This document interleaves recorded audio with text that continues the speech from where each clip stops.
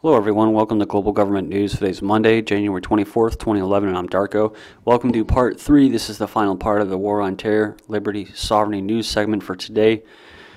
I am Darko. If there's any new listeners or even old listeners, please check out my website, www.ggnonline.com. That's ggnonline.com. All right, so we left off at this article with this article right here. DC expanding public surveillance cameras, talking about the city's Homeland Security Agency planning to add thousands of security cameras from private businesses around the nation's capital and metro systems to thousands of electronic eyes that authorities are already monitoring 24/7. Well, that makes you feel very comfortable, doesn't it? Especially since you'll never know whether you're in a database. DC's Homeland Security and Emergency Management Agency has already centralized the feeds from more than 4,500 cameras operated by the district's Department of Transportation, the DOT, and the school system, Department of Education, Re-Education. Those feeds are watched around the clock by officials from those departments who sit together in Homeland Security's Joint All Hazards Operations Center. Man, with the amount of bureaucratic infrastructure that is set up currently at this point, I mean, these guys are awesome. I mean, they really do care about us. They are just spending billions and billions of dollars, for something that it must be coming, right? That's the only conclusion I can come to. There must be some big freaking terrorist attack, a nuclear strike, and just pure hell and espionage coming, because I mean, they're just preparing like it's coming, right? I mean, shit, they got these mobile watchtowers in Walmart and other parking lots and in places that are basically spying on innocent Americans. So, like I said, there must be something big coming. Maybe I've been left out. I didn't get the memo, but there's obviously something that they're building up towards. Me, I think it's towards an economic collapse. It's going to be done on purpose. It's already been in the works for the last 150, 200 years. There's never been a free market, and so we're basically heading into an economic collapse, high food prices, all of that stuff, like I was talking about before with the manufactured end times scenario. And so I think that, hey, there may be a list for people like me and anybody else that respects freedom and privacy, and there may be a red, blue, is it red, blue, and green list, and get us hauled off into shackles, into underground bases and trains, and be tortured to death. I don't know if it's coming. I really don't. But I do know that I can never ever trust the government ever again after receiving anthrax shots in the military, and they knew that there was no anthrax threat. So for that, I hate them. And we're going to go and move on here. It says Google seeks to weaken search engine ranking of content farming websites. This is a big deal for people such as I that run these websites that are blogs that are kind of smaller. And it says Google has announced that it is fixing flaws in its algorithm that allows search results to be spammed, while also planning to weaken the searchability of websites referred to as content farms. Matt Cutts, head of Google's anti-spam team, writes, quote, as pure web spam has decreased over time, attention has shifted instead to content farms, which are sites with shallow or low quality content. I wonder what that is. See, I consider a lot like CNN and a lot of these other mainstream sites to be pretty shallow and low quality content. But it says here in 2010 we launched 2 major algorithmic changes focused on low-quality sites. Nonetheless, we hear the feedback from the web loud and clear. People are asking for even stronger action on content farms. Right, yeah, and sites that consistent primary and spammy or low-quality content. So you can check out that. The link will be posted. Google to give outgoing CEO Schmidt $100 million. Okay, so he gets awarded. Google Incorporated set to give Eric Schmidt a $100 million equity award as he hands over the chief executive job. Good job. You sold down our privacy rights. Good going. Wyoming House bill would force DUI tests. A bill to force suspected drunken drivers to submit to a breath, blood, and urine test for alcohol is headed to the House floor for debate. And it says here, patterned after South Dakota's tough law, the bill would repeal Wyoming's 50-year-old implied consent law that allows suspected drunken drivers to refuse any test for alcohol. Gingery said the bill is targeted at repeat offenders with high blood alcohol levels who know how to use the law to avoid punishment. And yeah, it's really gotten ridiculous now. I remember back in the day, man, you could actually, I remember back in the 80s, people can drink. They could actually drink. I mean, of course, the driver isn't supposed to be drinking, but you can actually have an open bottle in your car. And I mean, looking back, I mean, I can't believe how crazy it's gotten just in my lifetime. I'm only 30 years old, and I'm just seeing rights stripped away on a daily basis, man. Like it's cool, like it's going out of style. Sweeping changes, right? Bans this, ban that. You know, that's why I'm saying I predict that smoking tobacco will be all out, fully banned and illegal by the time, you know, I die. So, but anyways, yeah, you used to be able to do that. Now, you know, they'll take your damn blood test and everything, DNA test. And all right, so still lots of good news to get to. Canberra Uni to ban bottled water. The University of Canberra is introducing a total ban on the sale of bottled water on its campus. It is believed to be the largest ban of its kind in Australia and the first across a university. The ban was the idea of students, so good job, see? And it says it developed with input from an environmental action group, do something. So in other words, eco-fascist and ideological college students who, man, like I said, I went to college. I didn't say it before, but I have attended university, and most of them I didn't really care for. Kind of kept to myself. Most of them are for globalism. Most of them are for income taxes. They don't care about paying it, and most of them are for eugenics and vaccines, and they don't give a crap. Just give them their football and whatever else, and you know, they're good.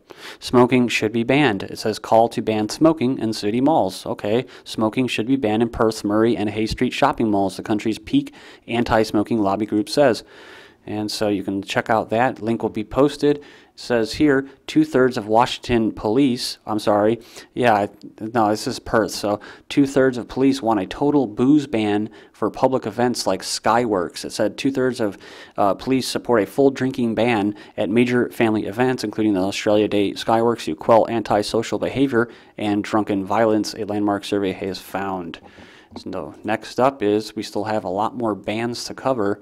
Dads banned from filming birth. A new privacy clamp down by hospitals. This is all in Australia, guys, man. I've been there before. I mean, it's a great place, but damn, dude. Yeah, you guys are getting crazy over there. You can't even film your own babies getting born anymore. Boom in recording devices forces film birth ban. Hospitals worried about legal repercussions, and filming ban draws mixed reaction from parents. So check that out. Link will be posted. Congress introduces bill to stop upcoming ban of incandescent light bulbs. That's right. Your government's trying to ban the use of incandescent light bulbs, which are actually safer than all those alternative bulbs that they're trying to force on us. Gun control advocates press White House for stricter laws after Tucson shooting. So problem, reaction, solution. Let's take away all the guns. First grader punished for finger pointing. An Oklahoma woman said she was outraged when school officials gave her 7-year-old son an in-school suspension for pointing his finger like a gun. School officials, without confirming the identity of the boy in question, said the student pointed his finger like a gun repeatedly, even after being told, quote, on more than one occasion. Uh-oh. That's why you got to raise your hand to speak. You got to ask permission to go to the bathroom. They're draining you. Man says abuse by ex-Chicago cop still haunts him. A man in prison for decades after being tortured into giving a false confession told a judge on Thursday he still has nightmares about the abuse he suffered at the hands of the former Chicago police officer who has been convinced of lying about the mistreatment of suspects. Next up is from Press TV. DR Congo nabs colonel over rapes. Says here, authorities in the Democratic Republic of Congo have arrested a senior army commander and several soldiers, get this, accused of raping more than 50 civilian women on New Year's Day. And there's also stories in Africa about children and being raped by soldiers. So just horrible stuff going on. Iranian scientists, oh yeah, think about it next time you get your diamonds. Iranian scientists abused in U.S. jail. The mother of an Iranian scientist held in U.S. prison says his son has been subjected to several incidents of physical abuses. Says physicist Sanhari was found guilty of failing to support his children following his divorce 10 years ago and has been jailed for 2 years. That's right. It says the nuclear physicist has been working in the U.S. Britain, has been jailed for 2 years in Indiana, because he failed to pay $5,000 for child support. His mother dismissed the allegation, explained that he has been deliberately prevented from continuing his career over the past 5 years after he exposed judicial corruption and injustice in the federal court in northern Indiana. So, very interesting story, especially since I'm from here, from Indiana. U.S. prepares to lift ban on Guantanamo Bay cases.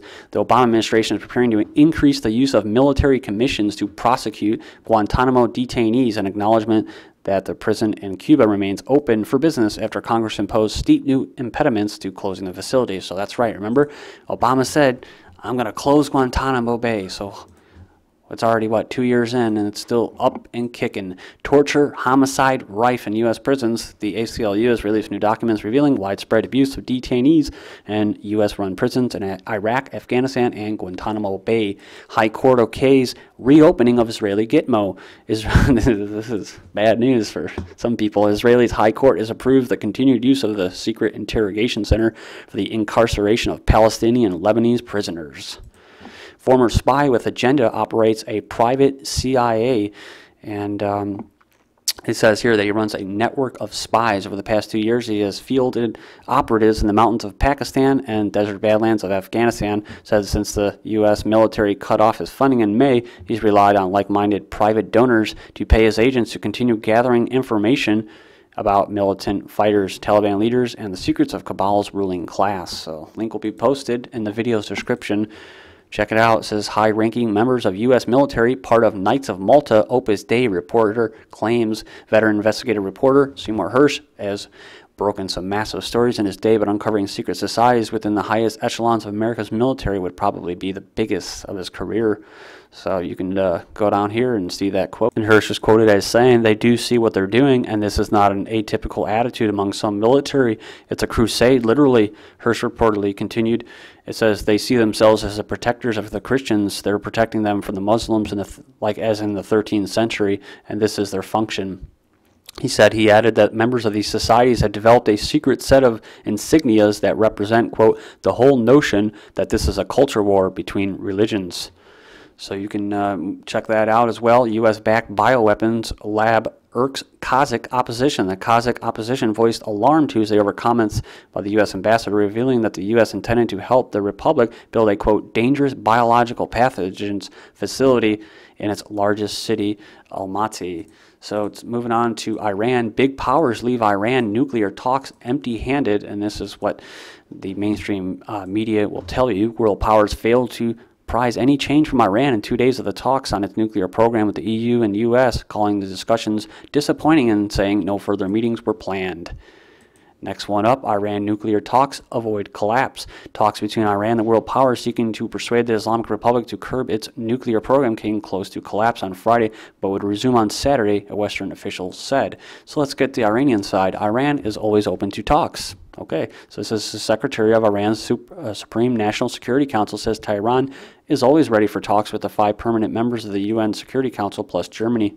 Said, we are ready for more talks. We have always urged the other side to return to the talks. He said, quote, we think the time is right for talks and cooperation in light of our pure logic and good potential, as well as our proposals. Afghan expats decry anti-Iran protests. Thousands of Afghan nationals residing in Iran have taken to the streets of the northern city to decry suspicious anti-Tehran protests in Afghanistan as a, quote, enemy plot. And that's right. Intelligence agencies are known for basically staging coups and going in there and provocateuring different types of groups in order to create instability in that region, in that country. Israeli army denies responsibility for Gaza fatal blast. Next up, Israeli tanks kill, wounds Palestinians. And we have Obama urged not to veto anti-Israeli draft from a high... actually, we're going to keep moving here. EU push to get tougher with Israel. Hezbollah-backed Makati set to lead Lebanon government. Israel considers war on Lebanon. U.S.-led airstrikes kill Afghan civilians. Unauthorized attack kills 3 in Pakistan. And moving on to Palestinians reject Israeli report on flotilla raid. The myth of homegrown Islamic terrorists. Oh, it's not the Muslims, it's white Christians. Undisciplined spending in the name of defense. Drugs cloud U.S. troops' judgment. Diggers abandoned in psychiatric ward. That's veterans left in psychiatric wards. Chained teens images shocked the Dutch. Mentally ill youth chained to the wall. It shocked people. Britain spearheads mini NATO in Arctic Ocean. Most cops consider quitting. Hawaii's governor admits Obama has no birth certificate. And Hawaii law bars release of Obama birth info. So go figure. This is GGN. Thank you.